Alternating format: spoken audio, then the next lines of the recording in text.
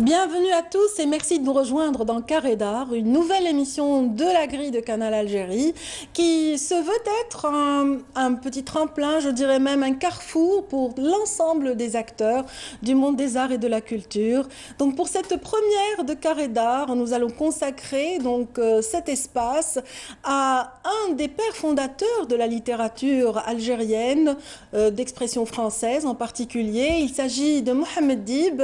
Nous allons revenir sur un prix littéraire, entre autres, qui lui a été consacré à l'effet de pérenniser justement l'esprit dibien, mais aussi nous reviendrons sur d'autres événements qui marquent le centenaire de cette personnalité emblématique de l'art et justement de la culture algérienne.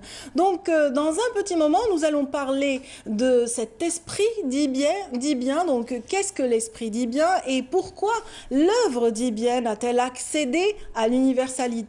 Nous verrons cela avec nos invités d'aujourd'hui. J'ai plaisir donc à recevoir Afifa Brarhi, ici présente.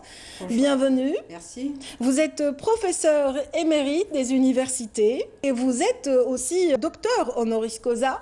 C'est un titre que vous avez acquis auprès de l'Université de Valenciennes en France. Absolument. C'est bien cela. Et vous êtes surtout très dévoué à la présentation de cette personnalité, Mohamed Dib en l'occurrence, à travers vos participations au colloque, vos participations aussi aux travaux qui sont menés, que ce soit en Algérie ou à l'étranger, et qui sont liés à cette personnalité. Vous avez aussi été membre du jury, vice-présidente même du jury, oui, Mohamed Dib, depuis la naissance du prix Mohamed Dib. Absolument, oui. Merci d'être avec nous. C'est moi qui vous remercie pour l'invitation. Voilà, donc je passe à mon second invité ici présent, donc Moradi Les, bienvenue. Merci. Vous êtes également professeur des universités émérites. Vous exercez auprès d'une université prestigieuse, l'INALCO en l'occurrence, en France, et vous êtes aussi associé à la recherche au niveau du CNRPH en Algérie. Vous encadrez toujours les doctorants vous-même. Bien sûr, c'est le rôle de l'éméritat, hein, c'est effectivement déterminer d'encadrer les étudiants qui travaillent sous notre direction, et puis de continuer à rester impliqué autant que faire se peut dans les activités des équipes de recherche auxquelles nous appartenons. Oui, oui. Vos recherches ont porté également sur un pan de notre histoire, un pan de notre patrimoine, à savoir justement une certaine poésie féminine. Pendant des années, vous y avez travaillé. Alors, non seulement pendant une certaine période, mais je continue à travailler sur ce répertoire qui effectivement m'a passionné depuis le début et qu'on retrouve d'ailleurs dans l'œuvre dibienne, d'ailleurs ce qui fait qu'il y a une sorte de complémentarité entre mes lectures littéraires et ma pratique de recherche depuis des années. Donc effectivement, j'ai travaillé sur la poésie citadine au Maghreb et en particulier à Tlemcen, mais pas seulement. Donc voilà, c'est un genre de poésie traditionnelle. C'est le berceau, c'est le terreau dans lequel a mûri justement Tlemcen. C'était la ville natale de Mohamed Dib, qui est né en 1920, rappelons-le. Donc 100 ans maintenant se sont écoulés depuis cette naissance et c'est toujours d'actualité. L'œuvre dibienne est toujours d'actualité. Et Dib disait de son vivant l'écriture envers et contre tous. N'est-ce pas? Oui, absolument. Et il n'a fait que démontrer ce qu'il a dit. Hein.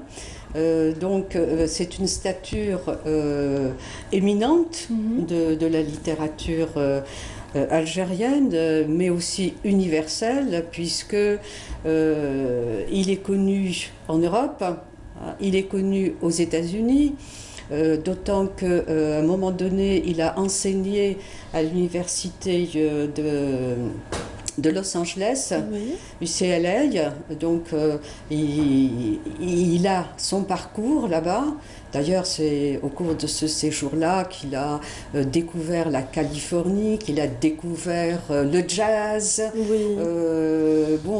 Et il en garde un souvenir. C'est ce qui fait l'objet aussi de certains de ses livres dans Al-Bardir, mais aussi tout particulièrement son roman Al-Aytarip, qui est un roman en vers.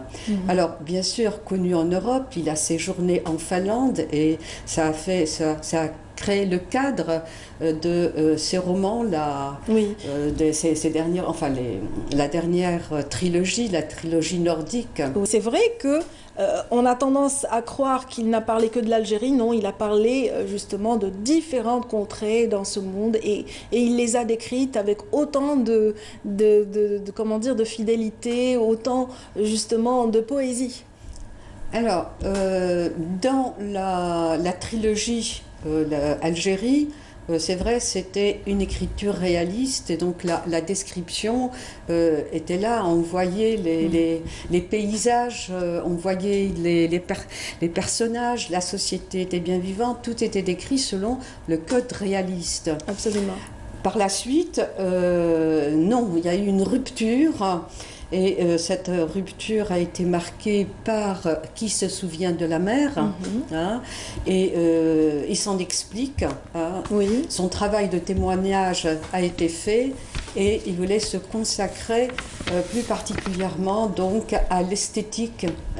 C'est l'artiste, l'esthète qui prend la plume. Et il s'en est expliqué dans la postface de Qui se souvient de la mer. C'était en 1962. Oui, et c'était sa référence, c'était le tableau de Picasso, Guernica, et il explique un petit peu sa technique d'écriture par rapport à cette toile que tout le monde connaît, n'est-ce pas? Oui. Voilà. Et plus on avance et plus le référent s'estompe. Absolument, c'est une écriture beaucoup plus onirique. Alors, l'onirisme y est présent, sauf qu'on est un peu plus dans, dirais-je, peut-être dans l'abstraction. Oui. Et là, ce n'est pas surprenant puisque c'est une écriture symbolique qui se met en place. Puis après, plus on avance, après cette écriture symbolique, c'est fantastique, puis symbolique, et enfin, on pourrait dire écriture mystique. Oui. Et quand on est dans cette frange-là, eh bien, le sens n'est pas évident. Je pense que c'est quelqu'un un artiste qui est capable, à travers une réflexion personnelle sur l'art qu'il pratique ou les arts qu'il pratique, sur son rapport au réel, son rapport à la société, son rapport à l'histoire, son rapport à l'amour, son rapport à la mort, son rapport à Dieu, et qui trouve les moyens esthétiques qui permettent à un maximum d'hommes et de femmes sur la Terre de le comprendre et d'entrer en résonance avec ce qu'il montre ou ce qu'il dit ou ce qu'il chante ou ce qu'il compose. Voilà. C'est-à-dire, à vous écouter, on sent une évolution d'une grande richesse dans l'œuvre d'Ibn, c'est-à-dire que c'est une écriture qui est en perpétuelle évolution, mutation, au gré de ses expériences certainement et de ses observations. Lui qui se disait très observateur. Très observateur. Il écoutait beaucoup. On va continuer de parler de Mohamed Dib dans un petit moment. Parlons un petit peu de ce prix littéraire qui a été donc consacré à Mohamed Dib, organisé dans des conditions un peu spéciales cette année, hein, Monsieur Yelles. Oui, certainement. Effectivement, ça a été un processus compliqué qui a impliqué beaucoup de bonne volonté. Oui, on peut dire que ça a été une prouesse. De part et d'autre de la Méditerranée.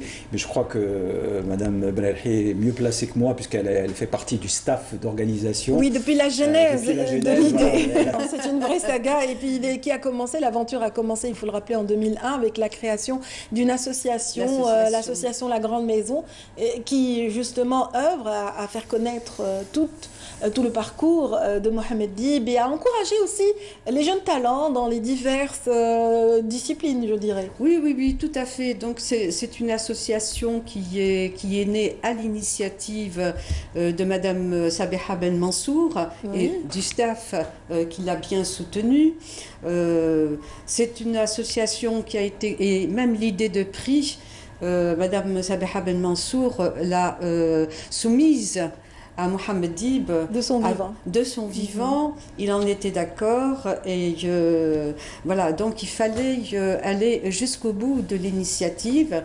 Et l'association, bien sûr, à la tête de l'association Sabiha Ben Mansour, se sont véritablement déployés pour que cette association soit la plus dynamique.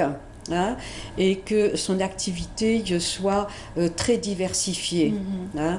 Donc, bien sûr, il y a l'écriture, tout tourne, et toutes les activités qui ont été imaginées par cette association, eh bien, elles gravitent toutes autour des centres d'intérêt de Dib. Absolument. La peinture.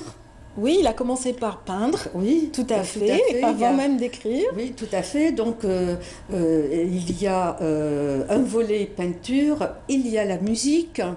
Mais juste peut-être pour compléter j'allais dire la panoplie justement de ce rapport à l'universel chez Dib, puisqu'on parlait à l'instant de pratiques picturales, on peut peut-être rappeler que Dib lui-même peignait. Il y a un aspect de Dib qu'on ignore, parce qu'il y a beaucoup de choses qu'on ne sait pas encore de Dib, c'est qu'il a commencé aussi dans sa jeunesse, et parce qu'il avait besoin bien sûr de gagner sa vie, mais aussi parce que probablement ça répondait à un don. Il a travaillé, il confectionnait des patrons dans un atelier de tissage. Et donc très tôt, il a été confronté à la problématique de l'image. Et je sais, par des sources familiales de Dib, qu'il a laissé 2 ou 3 tableaux. Dib avait un rapport, en plus du fait que, mais ça on le sait grâce à l'ouvrage Tlemcen au milieu de l'écriture, Dib était un photographe remarquable. Oui. Il a laissé plusieurs centaines de clichés dont beaucoup ne sont pas encore exploités. Journaliste émérite également, qui a travaillé longtemps avec Kateb Yassine, qu'il a très bien connu, ils se sont fréquentés à Alger républicain. Oui.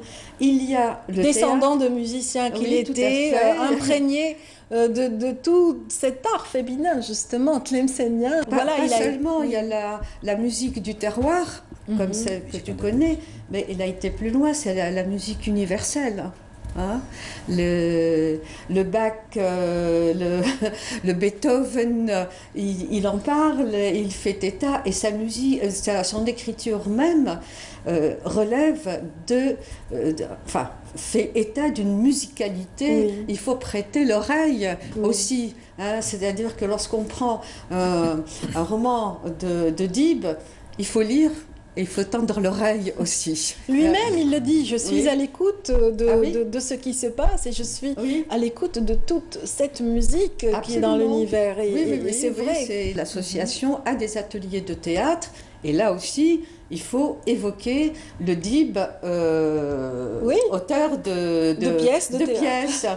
Alors, il y en a une, bien sûr, qui est publiée, que tout le monde connaît, c'est Milora pour Ingel, mais tout récemment, il y a eu une nouvelle pièce qui a été éditée, et c'est dans ces manuscrits, dans ces archives qu'elle a été retrouvée, et donc elle est disponible.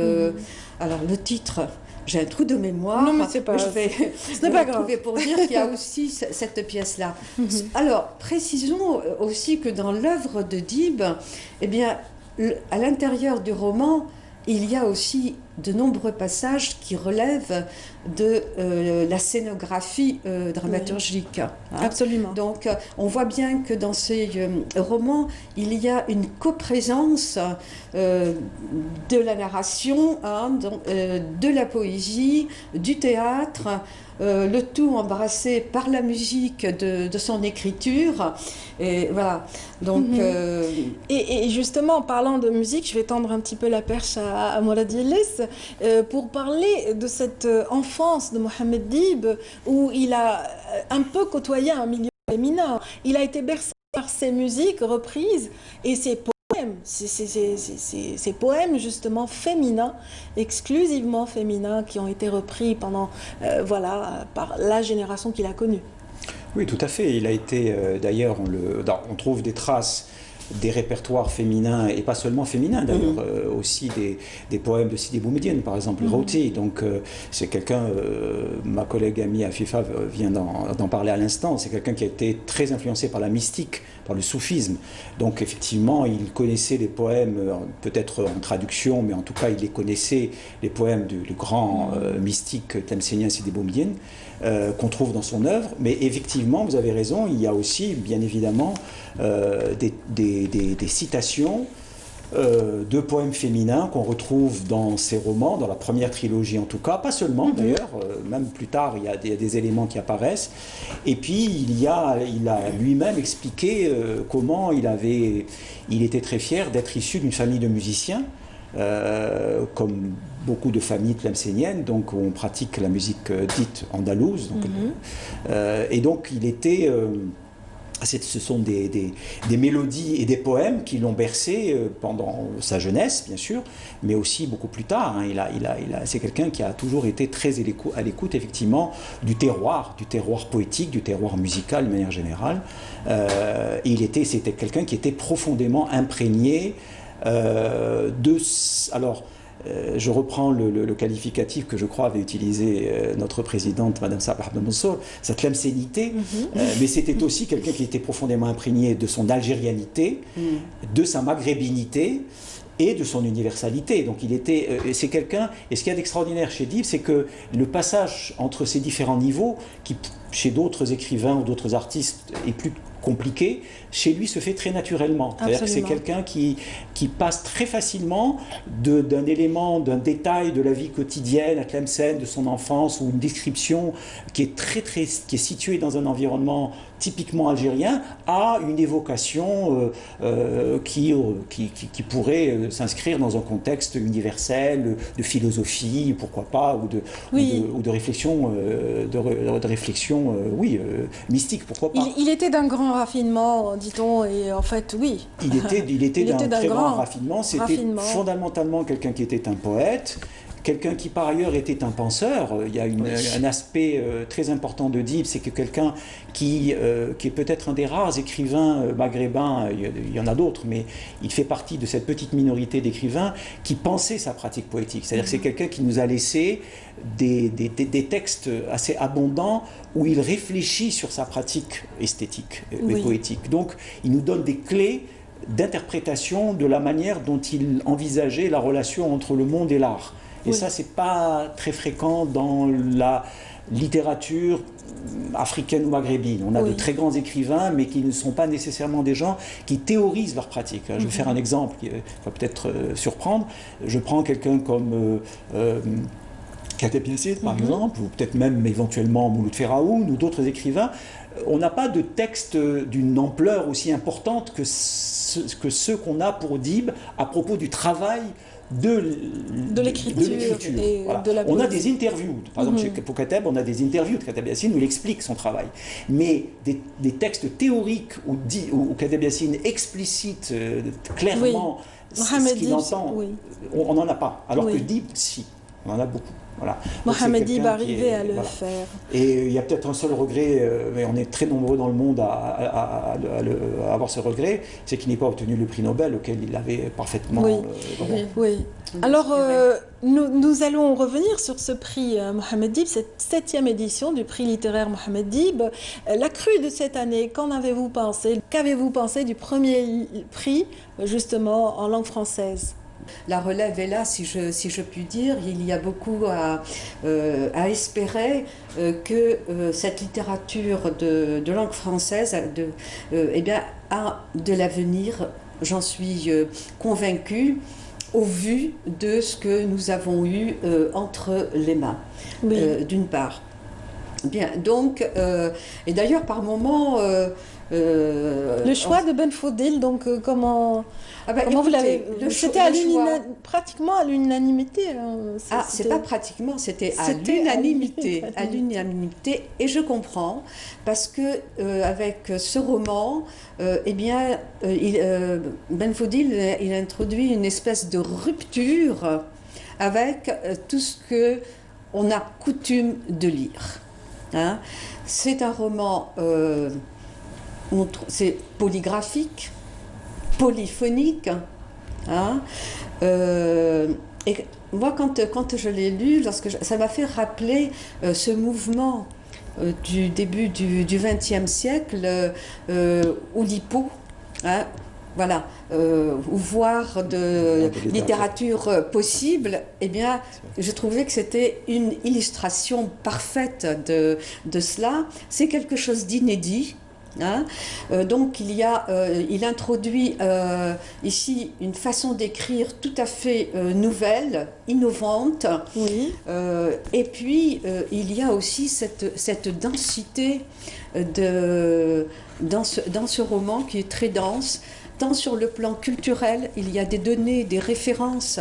On sent qu'il y a toute une culture hein, qui émaille ce livre. Par ailleurs... Bien que les circonstances décrites par le livre sont un petit peu, comment dire, un peu tristes. On parle de 40 jours de deuil. Ah ben non, justement, toute la prouesse... Mais ils sont pas tout à fait tristes. Ah c'est non, ça non, le paradoxe. Toute la prouesse, c'est de renverser 40 jours de deuil en 40 jours d'évocation d'amour. D'amour, voilà. Ça, c'est ce renversement-là qui est vraiment inattendu. Donc, c'était l'occasion, pendant cette vacance de 40 jours, si je puis dire, eh bien, c'est une remontée d'une mémoire, de souvenirs, et en fait, on voit revivre. C'est la vie qui revient. Oui. Et puis, je trouvais, enfin, en tout cas, ça, il n'y a pas plus belle manifestation d'amour quand son épouse le remet au devant, elle le fait revivre, c'est réciproque. Lui, cet écrivain Fatimi décidé, mais il est là sous mes yeux, on découvre ses manies, hein, on découvre, oui. Et puis la part faite aux enfants. L'enfance la famille est présente, l'enfance est présente, là, voilà. Et donc à travers tout ça, c'est un humanisme qui traverse le livre d'un bout à l'autre. Et qui rappelle Mohamed Dib, lui qui a écrit aussi pour les enfants, on le verra tout à l'heure. Ah, il y a des contes, oui. Certainement. Hein. Et la plus belle expression pour dire cette pureté de l'enfance, etc., c'est revenir à l'esprit d'enfance. Oui. Hein, chez Dib, c'est cette expression-là qui résume tout, hein, à la fois la fraîcheur, la spontanéité, et bien d'autres choses. Il est passé souvent par l'enfance pour décrire des situations un peu graves, à l'instar du petit Ahmad dans justement une de ses œuvres majeures, L'incendie, entre autres, où il fait parler ce jeune garçon par rapport à la notion de patrie. Moi, j'ai trouvé ça magnifique à l'époque. Mais l'enfance, je crois que les enfants ont vécu ça. Et quand on lui dit « ta mère patrie, c'est la France », et il dit « non, ma mère, c'est Réuni, ma mère, ça ne peut pas être ça, ça ne peut pas être quelque chose d'aussi lointain ». Et ce sont les propos d'un enfant qui décrivent cette rupture avec le colonialisme et ce qu'il essaye justement d'inculquer à cette enfance. Donc, et vous, comment vous l'avez senti ce livre? Body Writing, on rappelle, c'est aux éditions. Si vous permettez, je voudrais juste peut-être apporter un petit complément à ce que vient de dire mon ami et collègue Afif Abdelhi. S'agissant du jury, je trouve que l'un des aspects les plus stimulants du jury Mohamed Dib, c'est que nous travaillons de manière très étroite les trois jurys dans les trois langues. Oui. Et quand vous parliez de l'évaluation qu'on peut faire de la production, moi ce qui me frappe, c'est que grâce à nos amis, collègues du jury en arabe et en tamazight qui travaillent avec nous, qui sont d'ailleurs souvent eux-mêmes parfaitement bilingues.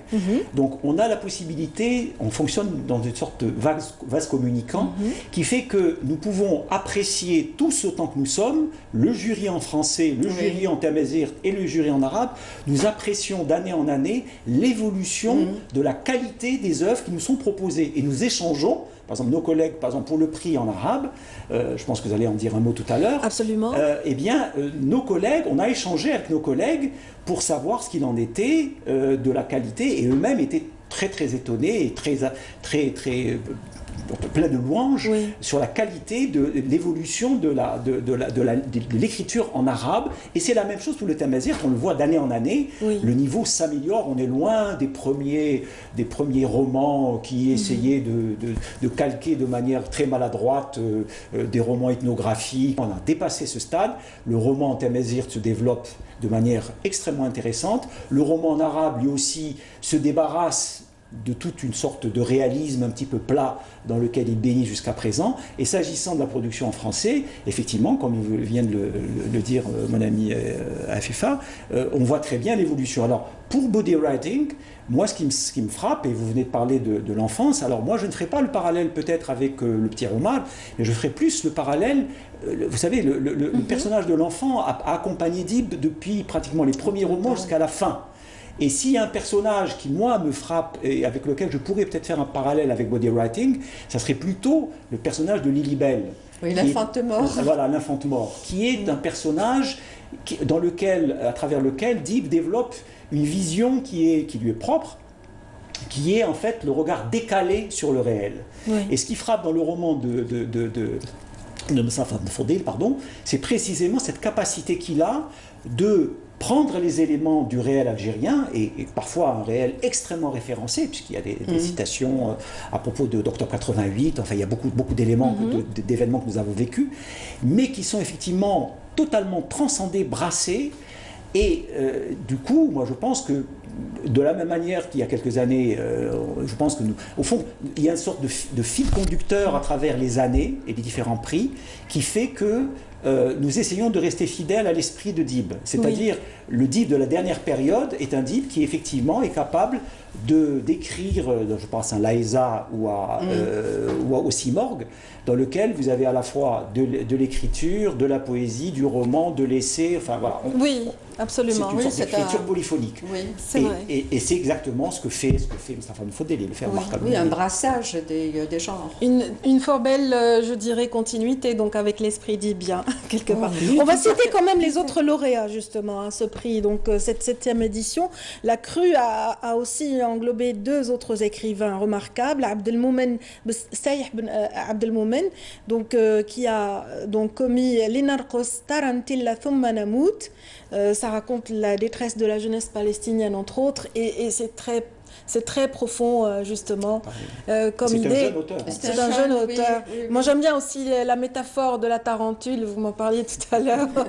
Effectivement, cette danse qui est une danse d'allégresse, mais qui est en fait une danse qui est aussi une danse de mort. Hein. Oui, absolument. La tarentule qui, elle, voilà, projette son venin lors d'une belle danse frénétique. Il y a aussi Mourad Hadj Saïd, Mourad Zimu en l'occurrence, pour Kawitou. C'est aux éditions Kasbah cette fois-ci. C'est le prix en langue tamazirt qui a été décerné à cet auteur. Et puis, bon, rappelons que Linarkos Tarantilla Thumma Namout, c'était aux éditions Al-Maher. Donc, bravo donc à ces lauréats qui ont marqué donc cette 7e édition. Voilà. Les événements étaient divers pour commémorer ce centenaire de Mohamed Dib. En Europe aussi, il y a eu des manifestations similaires. Lors du mois d'octobre dernier, en l'occurrence, il y a eu aussi à Bruxelles une très belle rencontre autour de l'écrivain. Et ça a compris justement une programmation, ça a englobé une programmation multidisciplinaire avec justement de la musique, des lectures à voix multiples et aussi des présentations de l'homme et de l'œuvre par des connaisseurs. Et nous, ce qui nous a aussi intéressé dans cette manifestation, c'est la participation d'un artiste très passionné par l'œuvre dibienne. Il s'agit de Kamal Yahyaoui. Kamal Yahyaoui qui est cet artiste algérien justement qui mène une carrière internationale depuis justement son départ en France en 1989. Ses œuvres font l'objet de collections prestigieuses au sein de musées, au sein d'autres institutions aussi remarquables. Et il est natif de la Kasbah, amoureux de qsaïd et de musique shabi, un peu comme notre auteur d'aujourd'hui, Mohamed Dib. Il est né d'un terreau familial artistique, lui également, dont fait partie Mohamed Siakham, entre autres, l'artiste peintre. Et du coup, il a été également poète poète avant même de devenir artiste peintre, un peu à l'inverse de Mohamed Dib. Et il a, bien sûr, avant même de décrocher ses diplômes au niveau de l'école des Beaux-Arts d'Alger et celle de Nantes, voilà, apporter un petit peu ce souffle humaniste qui est connu aussi de Mohamed Dib. Il est aussi dans une préoccupation humaniste, ces thèmes de prédilection dont l'identité postcoloniale, la domination, la justice, l'exil ou encore le racisme, l'amour également, sont déclinés dans des œuvres très très particulières, je dirais singulières, faites de récupération, faites d'objets qui ont une vie antérieure et puis de matériaux complètement hétéroclites qui sont brassés de fort belle manière dans des tableaux qu'on pourrait dire tableaux sculptures. Donc Kamal Yahyaoui évolue actuellement en Europe et il est connu pour ses installations, des installations remarquables, très très poignantes, qu'il réalise aux côtés d'artistes contemporains de la cour des grands comme Ribérols, Ernest Pignon-Ernest, Soli Cissé, Barthélemy Togo, Atia et puis Samuel Fosso et ainsi que Yazid Oulab et tant d'autres. En fait, c'est dire un petit peu que c'est un artiste qui a connu aussi qui a eu le droit à la reconnaissance. Kamal Yahyaoui, lui qui joue aussi de ses odes qu'il transcende, voilà, qu'il transcende avec la matière pour donner justement une œuvre très humaniste. Écoutons-le parler de Mohamed Dib. Kamal Yahyaoui, bonjour. Merci d'être avec nous à partir de votre atelier parisien. Oui, bonjour, bonjour Radia. Je vous remercie de m'inviter pour parler de cet événement qui est le centenaire de Dib, de Mohamed Dib, Allah yarhamou. Donc voilà. Oui, vous avez fait appel à vos deux muses, vous qui êtes poète et plasticien à la fois. Donc, vous avez fait appel à vos muses pour cette participation, cet hommage rendu à travers une rencontre bruxelloise cette fois-ci, donc qui célèbre ce centenaire de Mohamed Dib avec bien sûr une organisation, une programmation pluridisciplinaire. Vous avez participé donc par un travail plastique, mais aussi poétique, n'est-ce pas? Donc, c'était une installation poétique. Oui, je suis plasticien, je suis poète enfin, je vais dire de naissance, oui. Je suis issu d'une famille de poètes, donc de tradition orale. Mais mon métier, je suis artiste plasticien. Donc, j'ai participé effectivement à cet événement organisé par l'association B Participation et Catherine Dib et Maïté Debré. Voilà. Donc, qui est la fille de Mohamed Dib et sa petite fille. Donc, j'ai participé avec cette installation, avec une installation de... Votre installation, vous l'avez intitulée donc semblable et différent. Donc, vous vous êtes inspiré, voilà, d'un texte de Mohamed Dib dans lequel il dit « Les hommes sont à la fois semblables et différents. Nous les décrivons différents pour qu'en eux, vous reconnaissiez vos semblables. » Donc, ça vous a un petit peu titillé, parlé en qualité de plasticien et vous avez donc choisi d'emprunter ce titre. Je l'ai emprunté, oui. Je l'ai emprunté à Mohamed Dib, donc le titre. Mais en fait, je travaille sur toute l'œuvre de Dib, l'œuvre littéraire, poétique. Je suis beaucoup plus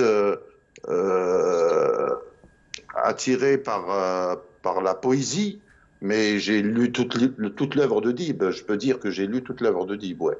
Donc, et toute son œuvre me fascine. Donc, c'est l'un des socles de la littérature algérienne. Donc, c'est quelqu'un que j'aime beaucoup et énormément même, donc, et qui m'accompagne maintenant depuis plus de 35 ans, quoi. Donc, dans ma vie d'artiste. Et je suis accompagné, en fait, par les poètes dans mon œuvre artistique. La poésie est très présente. Le conte aussi, hein, depuis vos débuts. Lui aussi, il a écrit de très beaux contes.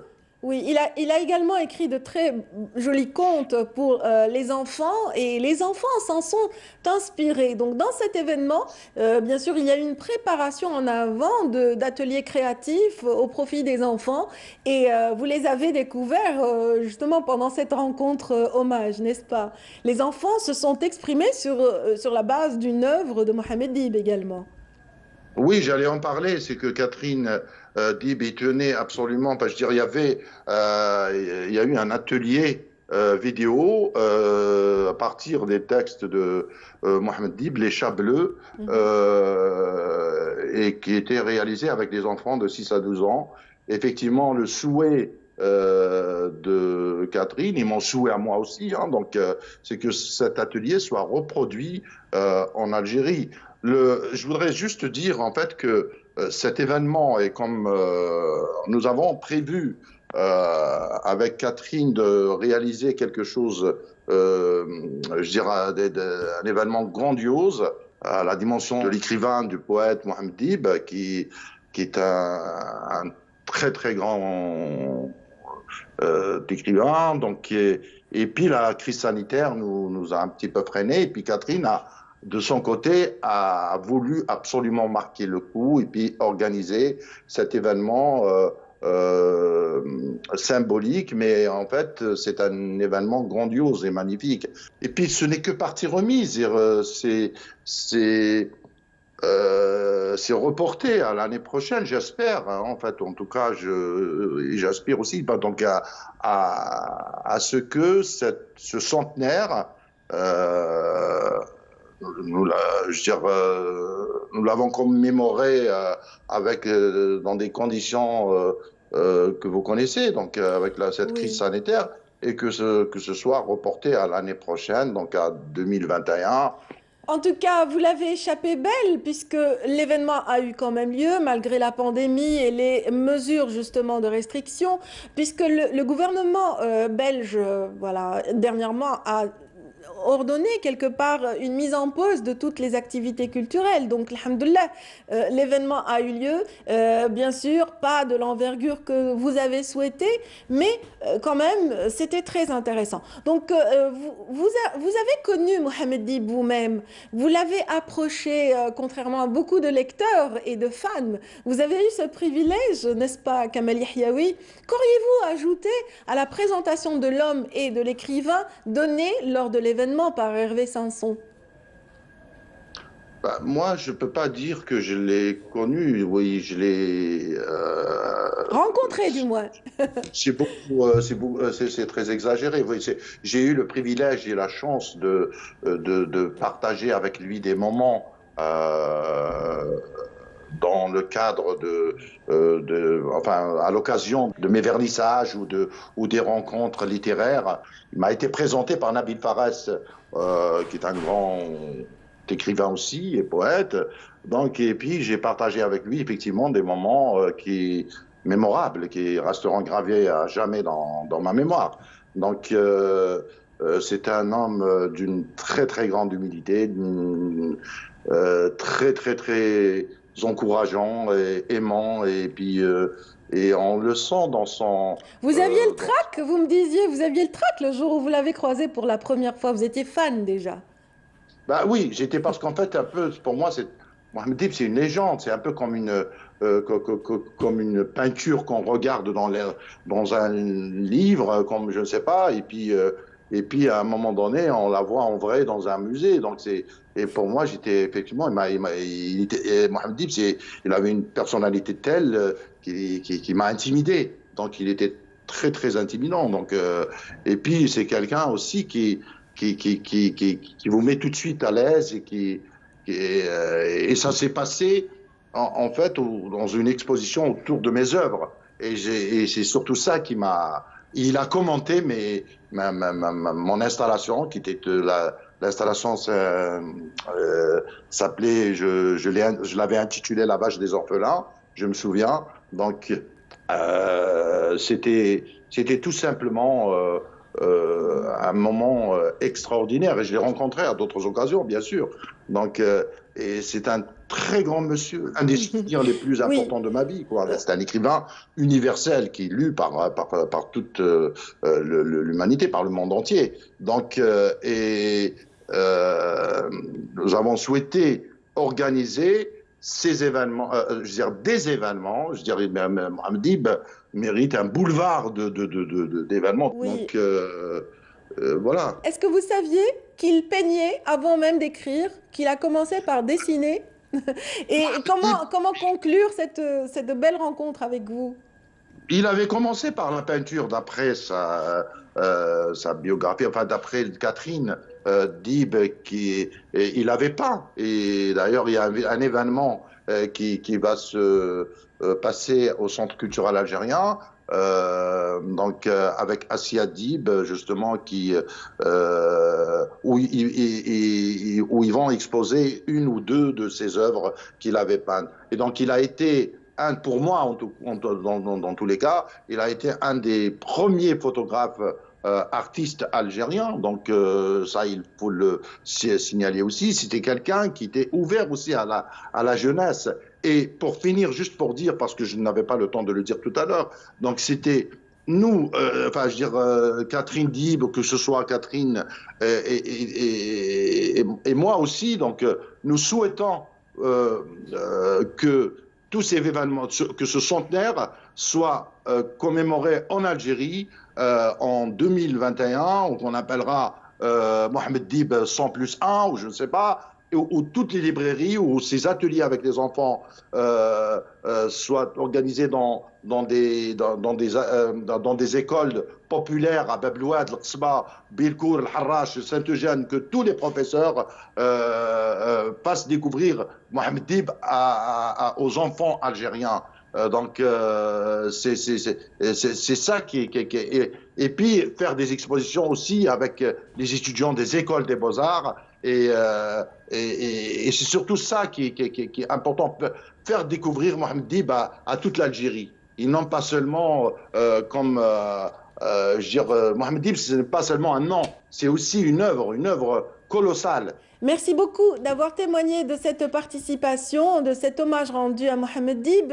Dans notre émission Carré d'Art, nous continuons de parler justement de cet hommage, de ce centenaire. Cette situation de pandémie a altéré pas mal d'organisations liées à ce centenaire. On parlait en coulisses justement d'un autre événement qui a été ajourné, reporté.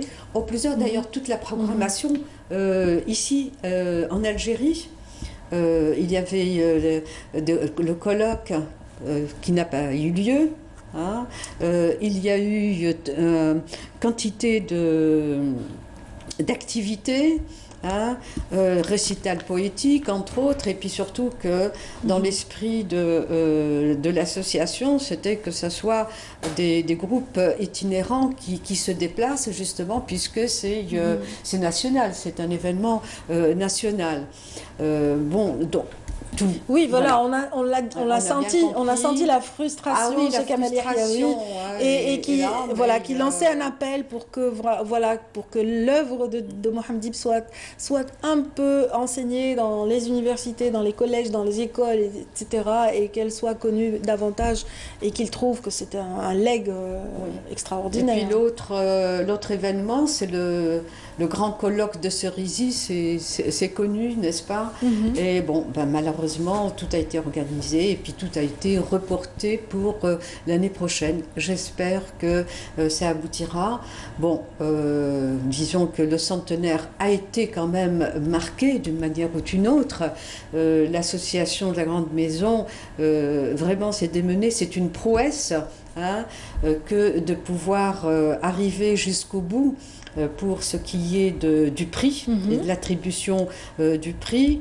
Alors vous savez très bien que ils ont organisé, en tous les cas pour les délibérations, c'était une séance à la fois en présentiel, mais aussi par par Skype. Hein. Oui. Donc, tous nos amis et collègues de l'autre côté de la Méditerranée ont participé le plus normalement du monde.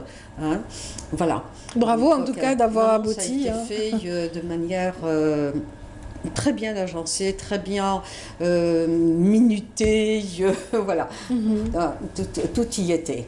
En tout cas, Kamal Hiaoui nous a donné peut-être envie de voir l'œuvre avec laquelle il a participé, son installation poétique. Comprenez aussi un passage vidéo, donc on va voir tout de suite. On a un petit extrait pour justement garder en mémoire, mémoriser cette œuvre qui est dédiée à Mohamed Dib et aussi à une de ses œuvres majeures, bien sûr de sa trilogie algérienne, L'Incendie.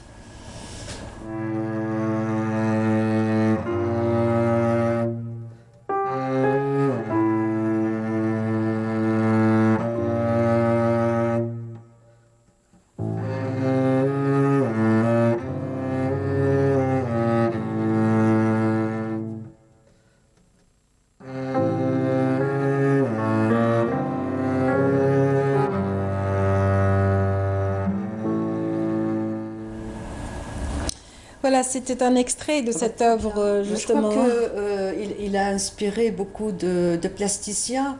Je pense notamment à Nabili, hein, le plasticien marocain Nabili qui est décédé et qui a vraiment traduit avec des peintures et sable, me semble-t-il, oui, sa lecture de l'Infante mort. Hein, et donc, ça, ce sont des...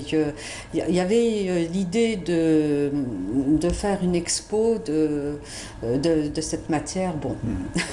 Qui sait, hein, il n'est jamais trop tard. Hein. Oui, bien sûr, il faut toujours penser et laisser un peu de réserve pour les années à venir. Absolument, absolument. Il s'est fait remarquer dès son premier poème, Vega, qui remonte à 1947. Hein. Oui. Alors, il a été publié dans la revue Forge, me semble-t-il. Oui. Et donc, c'est très jeune, très le début, il a commencé, pardon. Et ensuite, il y a Ombre gardienne qui est préfacée par Aragon, quand même. Par Aragon, oui, bien sûr, Ombre gardienne. Lui qui disait, cet homme d'un pays qui n'a rien à voir avec les arbres de ma fenêtre, les fleuves de mes quais, les pierres de nos cathédrales, parle avec les mots de Villon et de Péguy. Oui, évidemment, c'est le français tel qu'il a été acquis. Hein? C'est comme dirait Kateb, c'est cette langue butin de guerre. Oui, oui, donc c'est sa formation. C'est sa formation, c'est la formation qu'il a reçue et qui a été enrichie par ses goûts de lecture. Hein? L'un des premiers poètes qu'il a inspiré, c'est bien Valéry. Hein? Donc imprégné, mais avec ces mots de la langue française châtiée, si profonde, si poétique, eh bien, il a aussi forgé sa propre langue française. Hein? Et ça, c'est évident, c'est comme pour tous les écrivains de langue française, c'est un français qui est traversé par la langue du terroir, par la pensée du terroir, par des conceptions, etc. Donc c'est une langue, si je puis dire, qui est retravaillée. Et pour rebondir sur la question, ce qui fait l'universalité de Mohamed Dib, c'est précisément son humanisme. Voilà, c'est ça. L'homme est au centre de ses préoccupations, de ses réflexions. Et donc, quand on dit l'homme, c'est sans couleur, c'est avec un grand H. C'est ce qui fait l'universalité. Donc, il est perçu de partout, il est entendu de partout. C'est cette écriture, c'est cet humanisme qui traverse son écriture qui fait son universalité. Oui. Est-ce que... Excusez-moi, c'est très important ce que tu dis, Afifa, et je pense que ça rejoint un peu la question que vous posiez tout à l'heure et sur laquelle je pense qu'il faut vraiment insister, justement pour les générations d'Algériens et de jeunes Algériens, nos enfants et nos petits-enfants qui arrivent maintenant et qui veulent et qui doivent effectivement prendre connaissance de cette œuvre parce qu'elle leur appartient, il est important qu'on comprenne bien que, évidemment, le Dib qu'on connaît, que nous connaissons nous à travers nos lectures d'enfance et qui continue d'ailleurs à être diffusé à travers les manuels scolaires, à travers le célèbre feuilleton de Mustafa Bédé, Al-Hariq, c'est le Mohamed Dib de la trilogie, c'est le Mohamed Dib de la guerre de libération, de l'engagement de tout un peuple pour recouvrer son indépendance, et c'est normal. Mais maintenant, il serait bon aussi qu'on apprenne à nos enfants qu'il y a ce Dib-là, et qu'il y a aussi le Dib qui, effectivement, s'est ouvert très tôt à des problématiques sur la société algérienne, sur le sens de la nation algérienne, je parle de toute la période du en barbarie, etc. Postcolonial, voilà. Disons, il s'est intéressé à l'Algérie postcoloniale. Il s'est posé des questions sur le devenir de la nation algérienne et sur le devenir de l'humanité de manière générale. Ce Dib-là, c'est important que nos enfants et nos petits-enfants le découvrent aussi, parce que ce Dib-là, il existe aussi. Il n'y a pas, ce que je veux dire par là, c'est qu'avec toute l'admiration qu'on peut éprouver légitimement pour la trilogie de novembre, comme on l'appelle, il est très important, si on veut garder en mémoire le Dib universel, il est important que nos enfants sachent qu'il y a aussi l'autre Dib qui complète, en fait, qui est simplement la continuité du premier. Absolument, je suis d'accord avec vous. En tout cas, ça a été le premier écrivain maghrébin en 1994 à recevoir le Grand Prix de la francophonie de l'Académie française, ce qui n'est pas rien, et puis un Grand Prix de la ville de Paris. Donc le cri de Kamal Yahyaoui était justifié. On le partage. Oui, vous le partagez. Ce serait un cœur qui crie. Qui hurle. Oui, évidemment, bien, on n'attend que ça.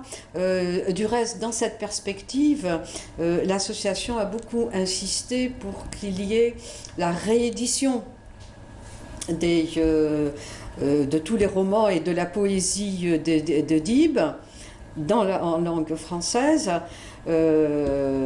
mais aussi la traduction. Oui. La traduction de ça, évidemment, c'est une partie très délicate compte tenu de la nature du texte d'Ibia. Oui, qui avait, vous le disiez, une musicalité propre et très difficile à restituer. Mais aussi du point de vue de la sémantique, du sens. Parce que très souvent, enfin, c'est ça même... c'est une lecture qui peut se faire à plusieurs niveaux. Et on peut commettre des contresens, et il n'exclut pas aussi l'opposition des sens. Absolument. Choses opposées, mais qui coexistent. Donc il faut avoir une parfaite maîtrise du texte dans la langue d'origine pour pouvoir le traduire. Et ne pas édulcorer justement son sens, enfin sa beauté. Donc. Je suis entièrement d'accord. Donc voilà, ce sera peut-être le mot de fin de cette émission, si vous le permettez, monsieur. Oui, bien évidemment. Alors, sur cette question de la traduction qui est extrêmement importante, il y a eu des tentatives qui ont été faites pour la traduction en arabe littéral, en arabe classique. Et Dib était extrêmement mécontent parce qu'il avait le sentiment que ces traductions ne rendaient absolument pas l'espèce d'arabe algérien qui transparaît dans le français de Dib. Parce que ce français des écrivains dits maghrébins ou algériens, ce n'est pas un français français, c'est le français algérien. Et quand la musicalité dont vous parliez, c'est la musique de l'arabe algérien, cette langue qui est la nôtre. Et donc, si vous ramenez, ce qui malheureusement été le cas, si vous ramenez, avec tout le respect qu'on peut avoir pour nos frères du Moyen-Orient, mais il est clair qu'un Égyptien n'aura pas dans l'oreille la musicalité de la phrase algérienne. Oui, absolument. Le cinéma a réussi à traduire cet esprit. Parce qu'il y a des images. Voilà, parce qu'il y a des images et un dialogue propre à l'algérien. En tout cas, merci beaucoup de nous avoir permis de revenir sur ce prix littéraire consacré à ce monstre de la littérature algérienne qu'est Mohamed Dib. On ne peut pas être exhaustif, mais je voulais votre contribution, vous qui êtes universitaires émérites justement en Algérie et aussi à l'étranger. Merci pour cette contribution, Madame Afika. Merci à vous. Et merci à vous, merci de l'invitation. Je vous en prie. Merci à vous aussi de nous avoir prêté attention lors de cette première émission consacrée à l'art et à la culture. C'est dans Carré d'Art. Rendez-vous très bientôt. Passez une excellente soirée avec la suite de nos programmes.